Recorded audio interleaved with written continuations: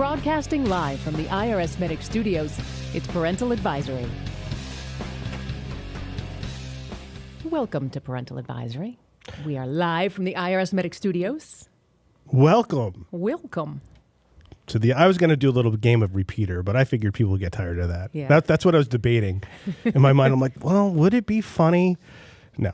You've gotten much better at making grown-up choices. I'm very, very proud of you. You've come a Thank long you. way. Oh, wow. Yeah. All right. Thanks.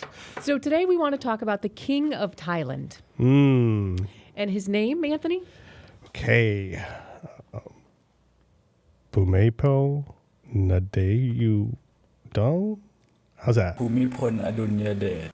That was like 90%. That's really That was like close. 90%. Very, very close. That is Rosetta Stone. Yes. It's really, really. I'm not even going to attempt that. No. All right, so here's what I know about the King of Thailand. He has reigned since June 9th, 1946. It's a long time. I know. Yeah, he is the world's longest serving current head of state and the longest reigning monarch in Thai history. And, there's not a lot of continuity in Southeast Asia. Mm-hmm. There's not a lot of countries that are that That's old, even true. though I think China tries to claim, People's Republic of China tries to claim it's the old China, too. They're like, no, we're the same country. Nope, same thing. But really, there's been a lot of turmoil there. Yes. There's not a lot of... I don't even know if Taiwan existed at the time. Let's ask our resident Taiwanese expert. Chris Chen, did Taiwan exist in 1946? Because it was the island of Saipan before that. Is that correct? From my... The Dutch people owned it for a little. The Dutch owned it for a little bit? Okay, I just know from my Call of Duty experience when the Asian or the Pacific campaign is what I know of basically of Southeast Asia and a few other things. It's a great education. Yeah, it is. It is. Everything. Island of Saipan. You got to the top, and I think you were able to look down like, oh, what a beautiful view. Yeah. Yeah. All right, so he ascended the throne following the death by gunshot wound of his brother under circumstances that remain unclear. Gun cleaning accident? Well, first they said that he accidentally shot himself, but then they figured out that was impossible. Okay. So then they did what was easiest, and they just convicted 2 palace aides of regicide and executed them. I'm sure they were. Yes, exactly. But there's Problem solved. Exactly. Guilty, dead. There is a third possible explanation that he accidentally shot his brother while the boys played with their guns, but that was never seriously considered, as such an implication could have strongly damaged the institution of monarchy. So it was just swept under. And by the way, I just say we are not really. We've heard that the King of Thailand rules with somewhat of an iron fist, and that you will be in prison for criticism. And we're not criticizing, just to make that clear. We love Thailand. We hope to visit. Beautiful place, beautiful people. So that's certainly not what myself, Frank Parent, is doing. and Sally Gindell over here is certainly not criticizing Absolutely the King not. of Thailand either. I have nothing but respect for... I have nothing but respect for... Bhumibol Adulyadej. Thank you. Exactly. Okay. Same here. Me, Frank Parent. All right. So now you figure somebody that's been reigning this long, they have to have a little bit of cash, right? Right. You think you're powerful. Not like it's the richest country in the world, but If you have it all, Yes, you're probably doing okay. yes. Okay. So Forbes estimated his fortune, including property and investments, managed by the Crown Property Bureau, a unique body that's neither private nor government owned. Which means it's not. Yes. It means government owned. Yep. Yeah. To be $30 billion Okay. in 2014. I heard he had a lot of gold too. Gold and also a lot of real estate. Like he literally owns part of the country. Yeah, the country. Yeah, not Yeah. even just land. Yeah, that's what I heard. It's like if he comes to your village or whatever, it's like it's his. You just like, okay. Oh, hey, Like the old times of the king, like, I want the fairest maiden in the land. And he would just go out into the land and find the fairest maiden. Oh, there she is. Hey, What she's do you know? yours. Yes, of course. Of course, let me help you. Yes. Thank you. So now you know some interesting facts about. Well, yeah, king as there's something, and there's a reason why we're talking about the King of Thailand. And it's not just a new series called Random Monarchs of State that we're running. It's actually, guess where he was born? Thailand. No. No. He was born kind of close to here in Massachusetts. Okay. While his father was going to Harvard, he was born, I assume, in Cambridge. Okay. So not only is he, that makes him a U.S. person. Okay. U.S. citizen. You were born here, birthright citizenship. You, my friend, hit his name, Bhumibol Adulyadej. are a U.S. person. And not only is he a U.S. person, he was born in Cambridge, so that also makes him a masshole. Oh, yeah. Ooh, God, I'd hate to see him behind the wheel. Oh, my Oh, jeez. And he's old. I mean, Whoa. The world's worst driver. You just know it. Like, oh, God, you got everything going against you here. And I mean nothing but respect. Nothing but respect Nothing for in respect. Adulyadej. And may he live long and prosper. Yes. But the reason I bring up that he is a U.S. person is that means he's subject to the universal tax jurisdiction of the IRS. Whatever he makes anywhere around the world, no matter how little the U.S. economy has to do with it, is subject to IRS taxation. Now, I don't know if now the only way he could get out of this is if he properly renounced his citizenship. and we could find no definitive proof Right. that he ever did so. So he actually might not be a U.S. person, and this entire bit could be somewhat wasted, but we do have some things to save it. Yes. But just imagine that he did not.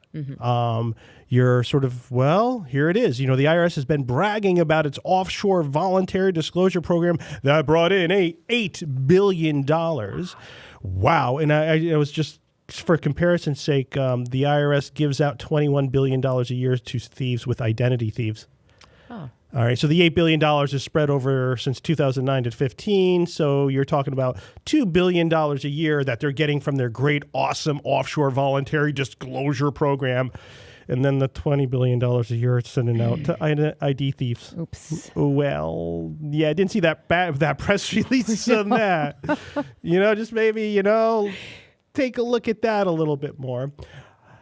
So the point is that a lot of people are going into that offshore voluntary disclosure program because there is something called these horrific FBAR penalties. The Bank Secrecy Act of 1970 placed upon an affirmative duty of every U.S. person to list every financial account that they have a financial interest in, assuming all those accounts in the aggregate are over $10,000.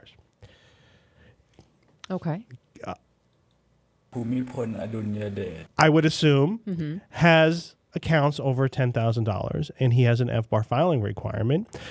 The willful failure to file an FBAR is 50% per year. The statute of limitations to do so is 6. So whatever he has in a financial account that he hasn't filed, he can be assessed 6 times at 50%. So sort of 300% of his value. 30 billion? 300? So well. Not everything's in an account of his, and I think some of his stuff is land. No FBAR penalty on land, no FBAR penalty on gold if it's just held there. However, the other issue is that he has never filed a U.S. return. I assume, okay, look, I'm not there. I don't know. Maybe he has filed all his U.S. returns. Maybe he has filed all of his FBAR, or maybe he's not a U.S. person. I'm just going off of what I kind of see here and what my gut's telling me. I'm assuming he's still a U.S. person, and I'm assuming he hasn't filed any tax returns. If you don't file a tax return, the IRS has forever to assess you those taxes. So the second, my friend, you became a U.S. person in 1926. 46. So 27. Oh, it's 27, sorry. You became subject to the IRS, even though the decision that made taxes subject to worldwide taxation just came out in 1924, which was kind of funny. Cook versus Tate. Oh, wow. So kind of funny that, you just, before that, no one really knew.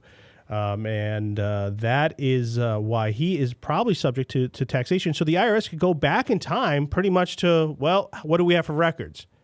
And send this guy a tax bill. And that tax bill would probably exceed his entire net worth, the entire net worth of Thailand, of everything he has.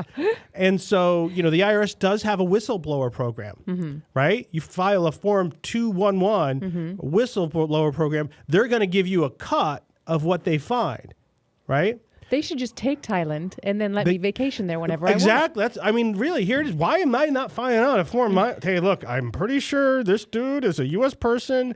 He's got a lot of money. Go get him. So why? There's two reasons why I'm not filing a Form 211 to whistleblow. Okay. Well, first is you only get paid when the IRS gets paid. Okay. So that's reason one. Mm-hmm. And I'll get back to that in a second. And reason two is I'm not a rat. Come on. There's a code, man. Yeah. There's a code of the street. I'm not going to rat the dude out. And of course, I have nothing but respect and admiration for Bhumibol Adulyadej. And I hope he lives long and prospers. Mm-hmm. So the reason why I'm never going to get paid on this is because the IRS is never going to go after him. You don't think? I'm saying, I'm calling you out. You don't think they want Thailand? I'm calling you out, IRS. I'm like, here it is. Here's your biggest fish. You're just bragging about the $8 billion you got mostly in penalties and fines from people with offshore accounts. Hey, man, here's your biggest fish you're going to get. The biggest one right here, right in the open. Go for it. This could get us out of debt. This could, right? I'm like, you're talking, you had a press release over $8 billion? Well, this could almost, this would undo a year and a half of fraudulent refunds you're giving. Wow. You offset that? Imagine the careers and everybody. Just go after him. He's right there. He's 87 years old. I'm assuming he's not all that mobile. You never know. Mm-hmm. Maybe he eats well. Mm-hmm. Thai food is delicious. Deadlifts and squats. Deadlifts and squats. Lots of planking. All around. So there he is. He's not, but I'm going to say the IRS isn't going to go after him. Two reasons. He's got an Air Force. Okay. He's got an Air Force, some nice stuff. Decent Air Force? I would say so. He's got about 53 F-16s. And those are, I would say, the value fighter. They've been around since 1976. U.S. still uses them. The U.S. isn't buying any new ones, but they're still in service.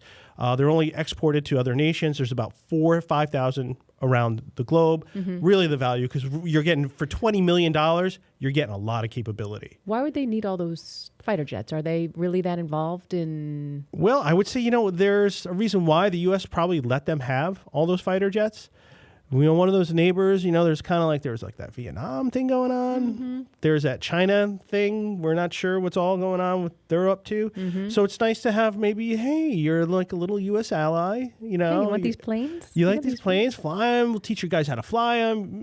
Give you some weapons so that you actually could do something with them except fly, besides going to air shows and crashing, which just seems to be the thing to do. It really is. Oh, God, that's just too common. So there's a U.S. ally with some Air Force for their own protection, and also to say, hey, we can keep an eye on China. And I think there you go. Right there is a reason why the U.S. would never want to go, even though there is a complete breaking of the law. Complete, obvious, notorious, open breaking of the law by one of the biggest tax evaders of all time. They're not going to touch him. Allegedly, as far as we know. I could be completely wrong. But they're not going to go after him because what would that mean globally? Global interest. And they're also treating the King of Thailand as a sovereign. That is, well, you're sovereign over your land. You're the king of your land. You are where the power comes from. You know what? We're just going to let you stay over there and do your thing. And yeah, you might be breaking our laws, but we're just going to look the other. We are really going to look the other way. Really, really, really, really look the other way and pretend this doesn't exist. And, when I think about that, that gives me a lot of ideas of, the way our government is set up. If you look at everything, the people are sovereign. And it means the same thing. It means the same exact thing. We are sovereign over our own lives. We are rulers of our own lives. We, as sovereigns, are going to give you, federal government, limited powers. Very limited powers. Now, could you ever imagine the IRS saying, well, yeah, you haven't been paying these taxes, but you know what? We don't want to really make an enemy out of you. We don't want to be a dick. We just don't want to do that. That's like, so what kind of agreement? I don't know, can we be buddies here? Because it's like, we treat you like crap, we're going to make an enemy out of you. And we want you to be our ally.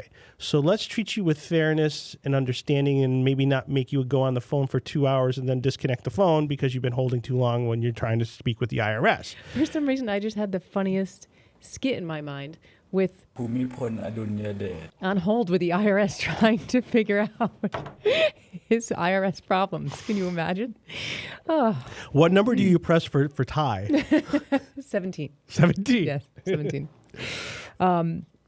So as I was looking up information about ภูมิพลอดุลยเดช I also came across another similar case, Queen Noor, who was the Queen of Jordan until her husband passed away. So what does that make her now?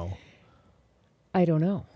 Do Isn't they she still call queen? her Queen Noor? No, because when you Google Queen of Jordan, you get this new young hot. Yeah. Really? Yes, she's very pretty. Yeah, I'll be right there. Okay, so you're paying Queen attention. of Jordan. Yeah, whatever you're saying, It's IRS very bad. interesting. Yeah, IRS terrible. Just, yeah. Disaster. Disaster, IRS. Queen of... Ooh. Yeah. Yeah. But yeah. so now Rainia? Lisa Halalbi? So I think we should have this Rainia as a guest. Okay, I'm curious. I'm gonna email her. Majesty Queen Rainia Al Abdullah of Jordan, international voice of cross-cultural dialogue. I think, wow, do we have the show for you? All right, well, let's talk about the other one. So Let's go to the other Queen one. Noor. Yep. She was actually the daughter of a Pan-American World Airways executive. She became a citizen when she married King Hussein in 1978. Now, it's another case where I can't find proof that she ever renounced her U.S. citizenship.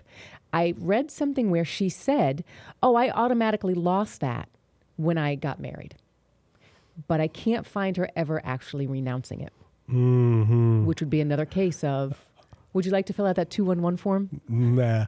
Yeah, here we go. Here it is, a perfect example of somebody who made the mistake of believing. And I mean, that's the thing. There's millions of people around the world who's been born in the U.S. and there's a U.S. birthright citizenship that exists.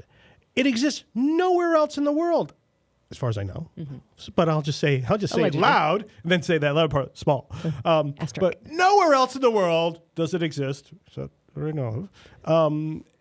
So most people they're born in the U.S. They're not thinking of it. They're associating themselves with wherever they're born. Like where they're from. They're like, no, I'm Saudi Arabian, and there's a lot of Saudi Arabia. I've talked to a few, and they're like, well, you know what? I'm not really worried about it. Why is that? I'm in the house of Saud. Oh, okay. So you're not going to worry about your U.S. citizenship? Meh. Again, we're kind of like not a lot of U.S. is running out of allies in the Mideast, and we're kind of a marginal ally, and we have an Air Force. Yeah. So yeah, thanks for all the really interesting information. And it's funny because they speak perfect English, and they went to school here and they speak perfect English and they know the dialogue. And it's just great to hear someone say, "Yeah, I'm just not gonna worry about that." Yeah. I kind of see your point. And, it's like, I don't know, my uncle's going to get mad, And so they're just like, what's the IRS going to do? There they are. There's all these citizens around the world. And so the cultural mistake, and, they're just realizing now, like, well, no, I'm Saudi Arabian. And then they're like, oh, my God, I guess I am a U.S. citizen. Well, just because Jordan doesn't have a birthright citizenship doesn't mean the U.S. doesn't. And why somebody would think that if you marry a Jordanian, become the queen in Jordan, you would lose your U.S. citizenship. That seems reasonable to me. But we're talking about U.S. law. We're talking about the IRS. So I wouldn't really put those two things together. I think she's making a mistake of law that seems reasonable. That I became the sovereign head of a state. I must have lost Done my with you guys. I don't need you. I'm like. Queen! Yeah, Jordan. Made it! This is the part of the happy ending of the movie, roll credits. Yep. I think a little background, I would go, what I would go with? Girls Just Want to Have Fun. I think would be the closing credits for the Queen of Jordan being coronated. I don't know. That's the first thing that came to the top of my head. Girls just want to have fun. And you're right, too. I can't imagine. So let's say the U.S. is like, you know what? We got all these Saudi Arabians that haven't renounced their citizenship. Let's go after them. Or, hey, we've got a bunch from China. And then now Saudi Arabia is going to be like, dude, you guys are dicks. Can you just lay off our guys? Right. Well, I mean, there's in Canada is a big place where, there's so many inadvertent U.S. citizens in Canada. They, their parents, the hospital in Canada was closed on Saturday, so they went around, they left Canada to go to Buffalo, and they gave birth there. Yeah. And they're U.S. citizens, and then their RRSPs are subject to it, so it's a huge, big thing. But, there's a Canadian population trying to get, like, the U.S. to stop being, telling the Canadian government, don't let the U.S. be dicks about it. And they're making some progress. But it's like, there it is. The IRS is like, well, they're all a bunch of little fish. They're not going to make they're not going to have a press release. Right. They're not going to get together, and we're not really afraid of pissing them off. They're all too little. They're all minnows, so we can screw them over. But if it was somebody big and powerful in Canada, well, even then, because Canada sort of has a rule of law, so they would go along. But I mean, just imagine. All right, so let's just say, what other great country is there? Any sort of place where the rule of law is sort of what they say. Let's think about. What about what about if like an Iraqi prime minister was? And I don't think so. I don't think there were. But you could see there they wouldn't touch him because, well, no, we need stability. And that's what we're always one of these things. When I was talking about the OVDP program, I got so much criticism because I'm like, okay, if you're, it's really for the people, it's for everybody, come clean. And then people would yell at me, no, you're just trying to scare people into compliance. They're not interested in the minnows. And I was like, no, dumb ass. The minnows is exactly who they want because the minnows is who they can beat up on. Proof positive is, here's your friggin' whales. Go get them. And they're not touched. Nope. And when you think about the $8 billion, right, the IRS got through all these programs through 5 years, right? $8 billion. All right, and just to put things in perspective, Bernie Madoff made off with $50 billion. Oh. Okay? That's what he made off with $50 billion. So $8 billion spread out all of these people. It's just not a lot of money. It's just not a lot. And so to me, that number seems really low. For the amount of money that I think people are intentionally evading taxes, it's still going on, but they know how to get protection. They know how to pay off the right people. In these foreign governments, corruption is the rule. So they just simply go and say, well, let's see here. My choices are to come clean, pay the IRS 27.5%, and then whatever, and then have to pay taxes for the rest of the. That sounds like a lot of fun.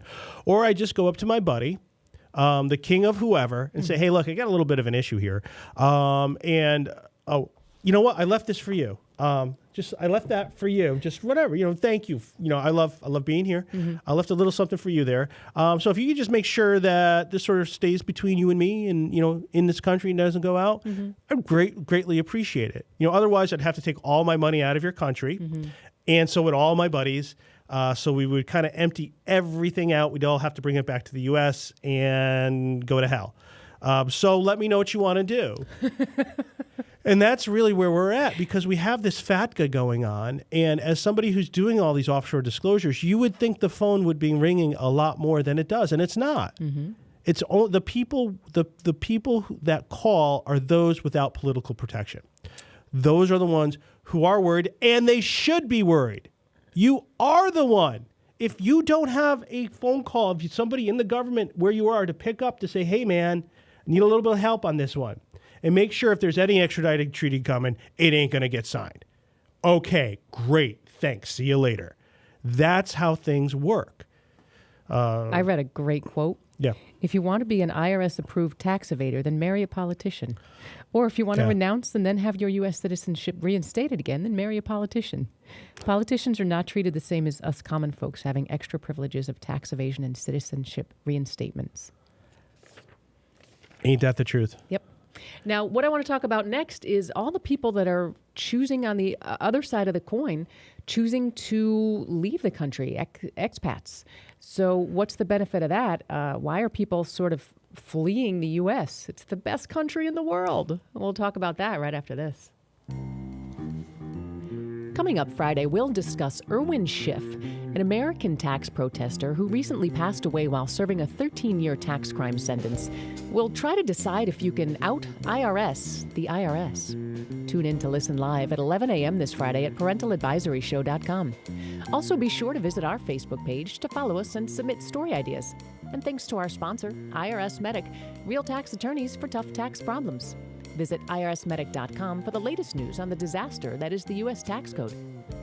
Parental Advisory, making the tax code sexy since 2015. And we're back with Parental Advisory.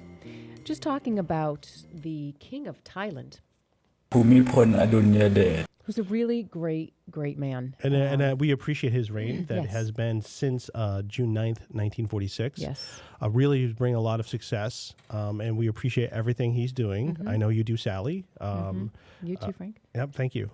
Yep. So we were talking about taxes and penalties, and I would really love if you would fill that 2-in-1 form out, Frank, sign it, and get that in. Yep. Sign a Frank Parent, Yes. Vermont. Yes. Vermont. Yep. Yes. Okay. So he knows where to find me and check my passport. Yes. Right. So now, why would people expat? Well, there's a lot of people who are the inadvertent citizens, and they just realize, like, hey, by the way, you're an inadvertent U.S. citizen. And for a lot of them, it's like, yeah, I don't want it. Let me get rid of it. And so they're really not expatriating. They were never really considered themselves to be there. Then there's sort of like a group of other people who they're doing it for tax purposes, and they're sort of, it used to be that you couldn't expatriate for tax purposes only. Then they changed the law, but now they want to change the law back.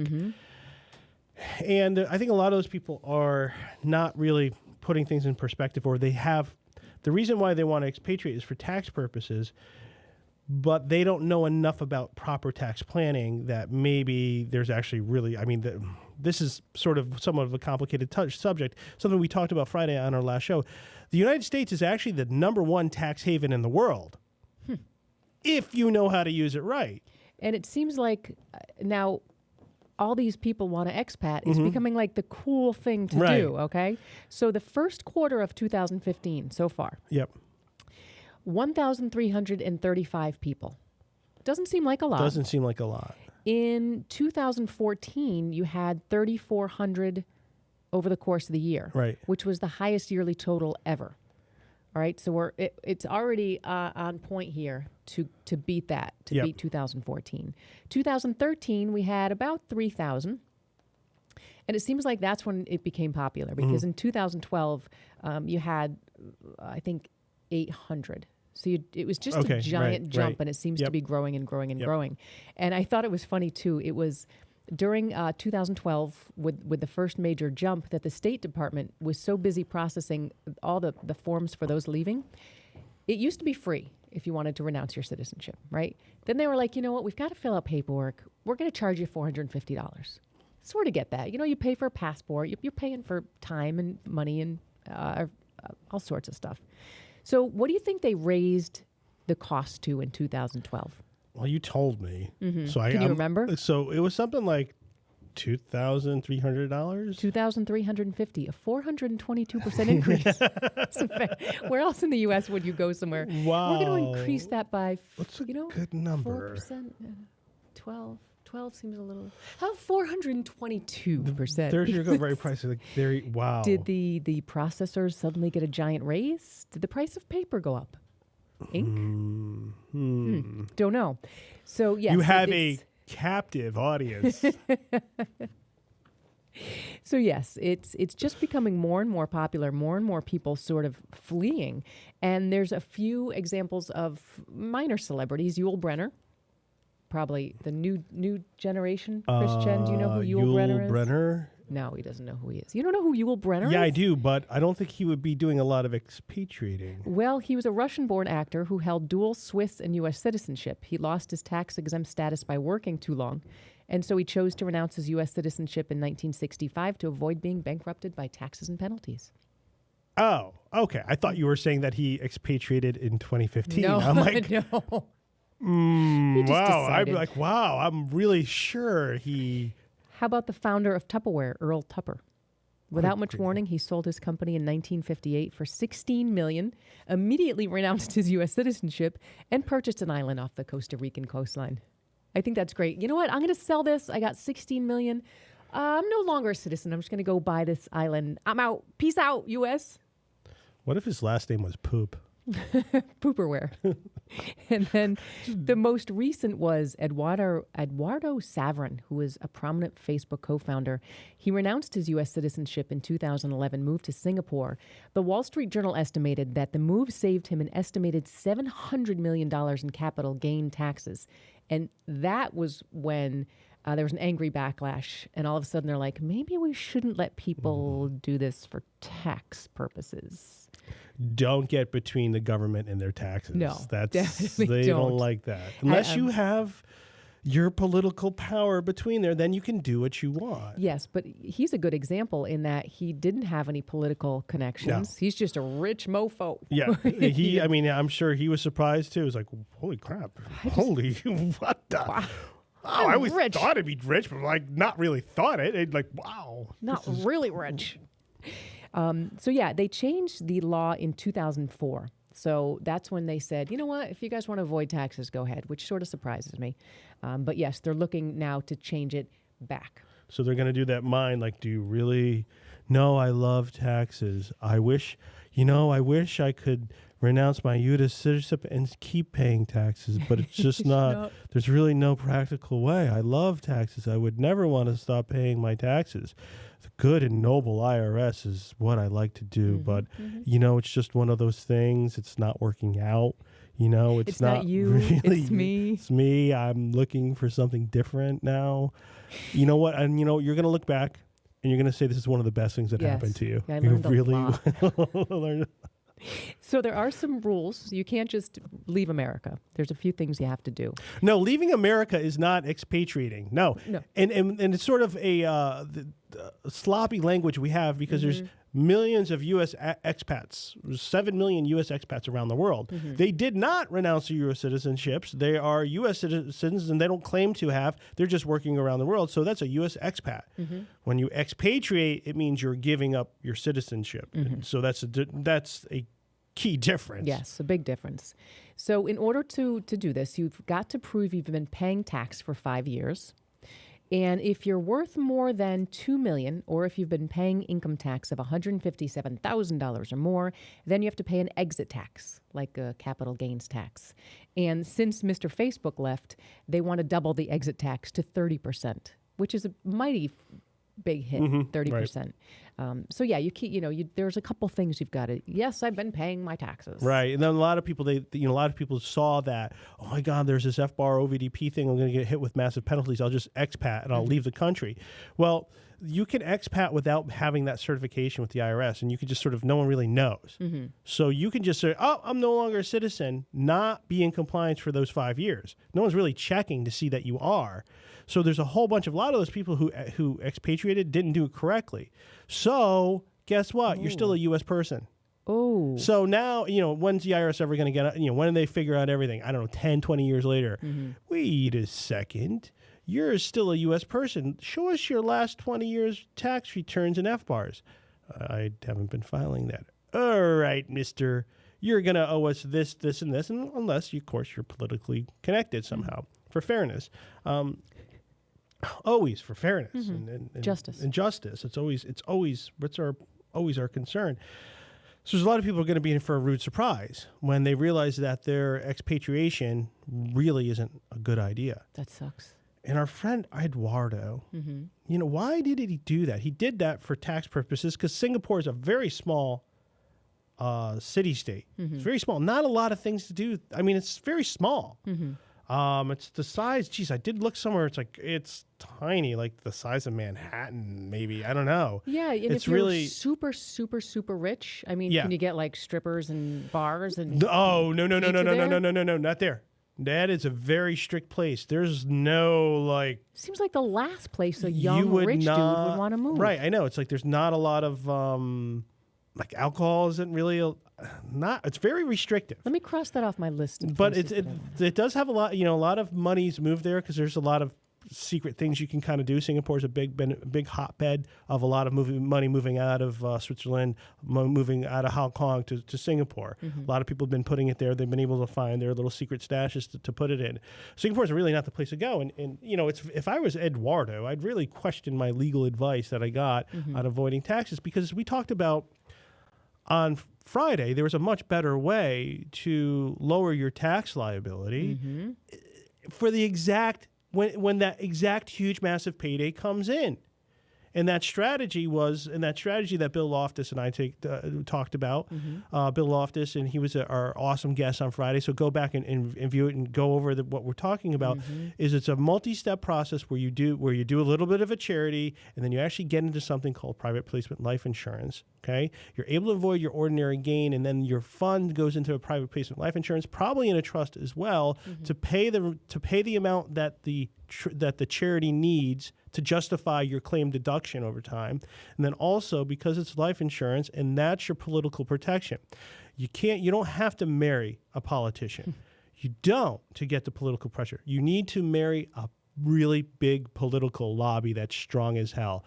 The U.S. domestic insurance market is one of those strong-ass lobbies. That is like marrying a politician. You're protected. You get in there, you're protected. Your money grows tax-free. And because it's PPLI, it doesn't have the same costs involved as a regular life insurance. You're getting a great return, and you can pick what you want to be invested in. Right. You just have some diversification rules to meet that are probably good rules to have anything. You don't put it all into... And easy to understand. When Bill was explaining them, I was like, oh, okay, I get that. Well, that's because you're a genius. I don't know if everybody has the same level. Took me a few times I wasn't so quick on the uptake, but we're going to be doing more on that. I think a lot of people, we're going to be building up a lot of the building blocks. So Eduardo is somebody I would say, why do you want to expat, man? Because we could achieve a bigger tax savings if you stay U.S. And you've got booze and strippers. And you got booze and strippers a lot of places. And I mean, like, a lot of places. That I read about on AAA magazine. Wikipedia. AAA. I'm a member of American. Triptych to the. They get your discount stripper tickets through AAA. Oh, you can get movie tickets. A lot of people don't know that.